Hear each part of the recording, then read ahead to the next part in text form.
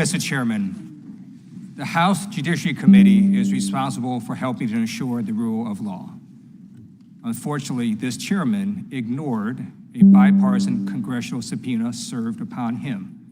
The actions of this chairman have undermined the credibility of all congressional committees in seeking information from witnesses and have undermined the rule of law. Now, Director Wray, thank you for your public service and for the service of the brave FBI agents. I'm going to ask you a series of basic questions to get facts out to American people about our system of justice.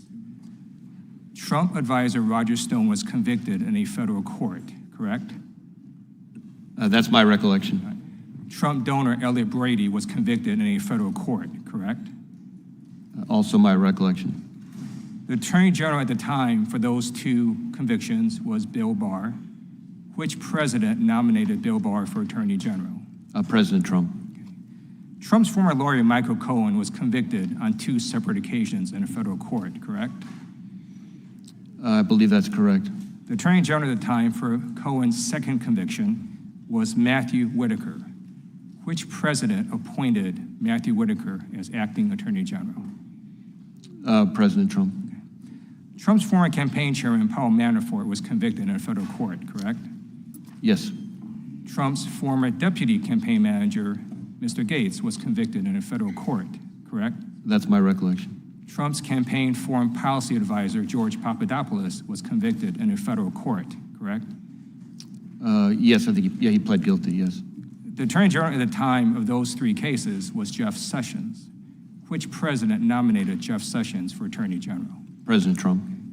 You were the FBI director for all of those cases at the time. Which president nominated you? President Trump. Okay.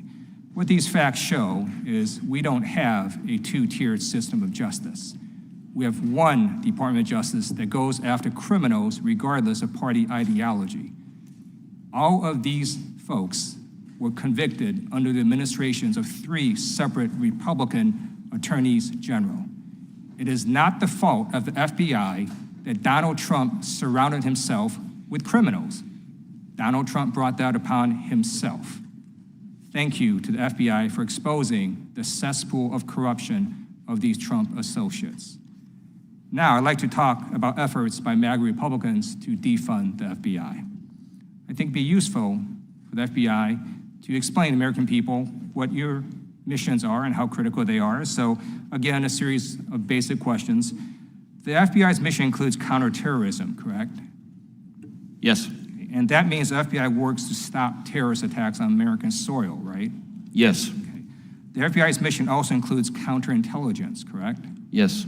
And that means the FBI works to stop espionage of American companies and organizations, is that right? Yes. Okay. The FBI's mission includes stopping cybercrime, right? Correct. The FBI's mission includes stopping public corruption, right? Correct. The FBI's mission includes stopping weapons of mass destruction from being detonated on American soil, right? Yes, we work with others on it, but yes. The FBI's mission includes going after organized crime, right? Yes. You go after violent crime, correct? Yes. You also go after white-collar crime, right? Yes. The FBI's mission also includes going after child sex trafficking, correct? Yes. Okay. Republican members of their caucus, including members on this committee, have asked to defund the FBI. One member on this committee from Arizona wrote that the FBI, quote, should be defunded and dismantled. What would happen if the FBI was defunded and dismantled?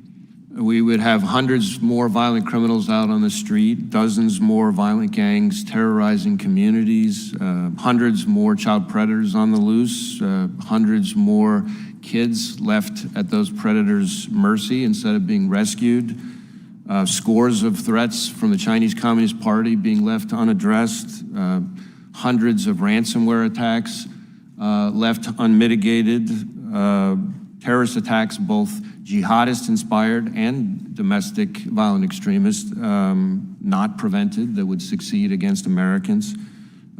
Single seizures of fentanyl.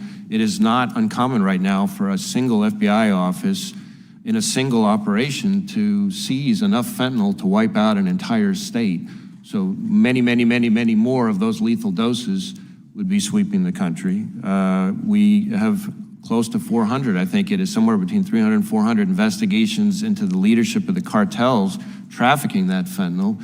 So you would have a significantly greater threat from the southwest border from the cartels.